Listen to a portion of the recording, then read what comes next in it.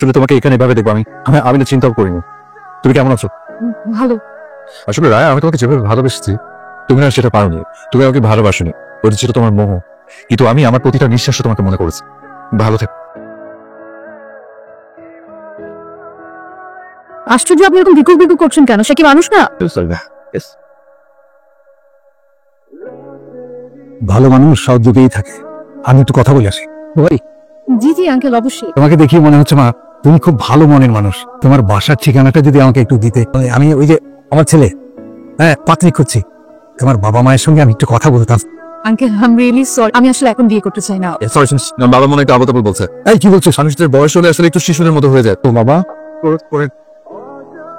সত্যি করে বল, মেয়েটাকে তোর পছন্দ হয়েছে? বাবা হ্যাঁ, তাহলে চল আমরা আবার ফিরে যাই।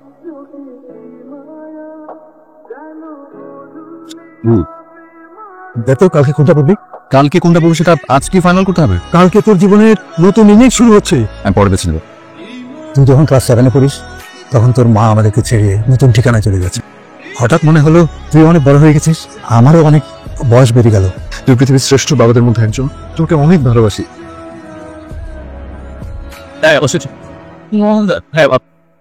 মনে হচ্ছে আমাদের নতুন লেকচার। তোমাদের ভালো লাগবে আশা করি। হাসি নামে কি অবস্থা শরীরে সবার? আজকে আমরা সবাই সবার সাথে খুব পরিচিত। মে কাম স্যার? আপনি প্লিজ আসুন। পরিচয় হতে চেয়েছিলাম। ডান দিক থেকে শুনি একটু। কন্ট্রোল কাপড়।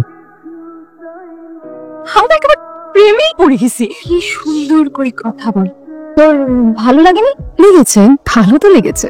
ওকে সেদিন একটা রেস্টুরেন্টের ঘটনা বলেছিলাম না, সেই ছেলেটা ওই আঙ্কেলের ছেলে। মানে কি? ঝিম মেরে বসে আছিস। ঘটনা ঝিম মেরে বসে থাকার মতোই। ওই যে তুমি যে মেয়েটার সাথে রেস্টুরেন্টে কথা বলছিলে, ওই মেয়েটা আমার ক্লাসের স্টুডেন্ট। বাহ বাহ বাহ। দেখ না স্যার কিভাবে মুখটা ঘুরিয়ে নিল। আসসালামু আলাইকুম স্যার। ওয়ালাইকুম আসসালাম। আঙ্কেল কেমন আছেন? আলহামদুলিল্লাহ ভালো আছে। এখনো পাত্রী খুঁজে যাচ্ছেন? না, সেরকম কিছু না। আচ্ছা ঠিক আছে স্যার, আসি। কি এক বেইজ্জতি অবস্থার মধ্যে পড়লাম রে বাবা।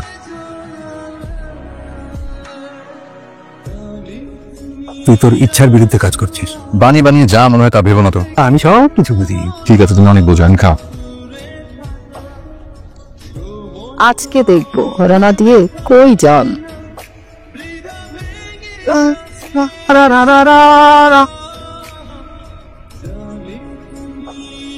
কি হয়েছে? ইউ আর দি নাটের গুরু। শেষ পর্যন্ত আমি উইকি হয়ে গেছে মেয়েটার উপর। আরে এইটাই তো চেয়েছিলাম। আমার মনে হচ্ছে আমি কাব্য স্যার থেকে বিয়ে হয়ে গিয়েছি। আমি কি করবো? আমি তো কাব্য স্যারকে আমার মাথা থেকে বেরিয়ে করতে পারছি না। যা হওয়ার হবে, আমি যে কোনো সিচুয়েশন ফেস করতে রেডি। সামনে exam Joy Romeo and Juliet. তোর দিকে কেমন কেমন করে তাকায়। লাভ? আপনার লাইফে কি লাভ এট ফার্স্ট সাইট এসেছে? আমি রোমিও না, কেন বলো? আপনার বাবাকে বলবেন আমি তার ছেলের জুলিয়েট হতে চাই। স্যার সালাম। স্যার হ্যাঁ, একটু আসেন।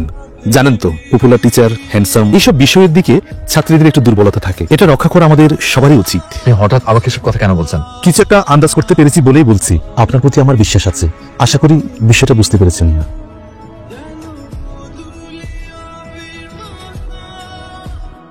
কাব্য স্যার কেমন চিন্তিত মনে হয়, তাই না? নাকি আমার এসএমএস হতেও পারে।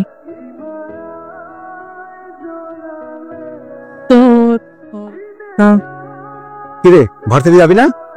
না, রিজাইন দিয়েছি। কি হয়েছে? যা খুশি তাই কর। Hello sir. স্যার, আপনার একটা রিজাইন লেটার পেয়েছি। ঠিক বুঝলাম না। যে চোখের সামনে দেখতে পাচ্ছেন সেটাই বুঝে নেন।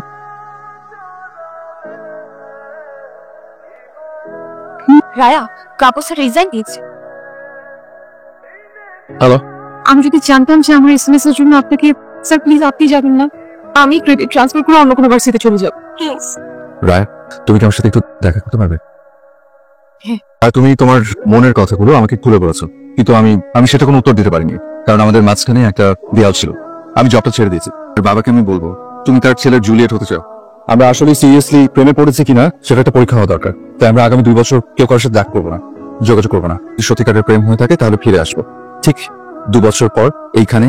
সেটা কেমন কথা? 2 বছর পর আমি আসবো, তোমাকে মনের মধ্যে পুষে রাখবো। আর তাই বলে 2 বছর? ভালো থেকো বাবা। 2 বছরের জন্য স্কলারশিপ, লন্ডনের স্কলারশিপ নিয়ে যাবো, এটা আমার ড্রিম ছিল, তাই না?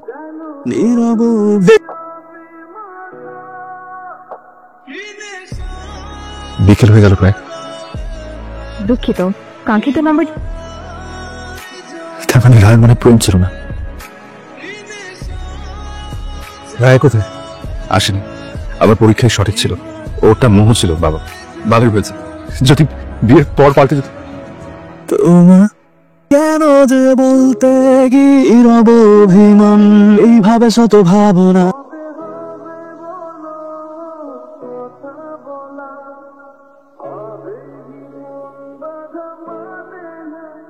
ডোন্ট ওয়ারি, আমি কোনো কমপ্লেন করতে আসছি না। আসলে তোমাকে এখানে এভাবে দেখবো আমি না চিন্তাও করিনি। তুমি কেমন আছো? ভালো। আসলে রায়, আমি তোমাকে যেভাবে ভালোবেসেছি তুমি না সেটা পারোনি।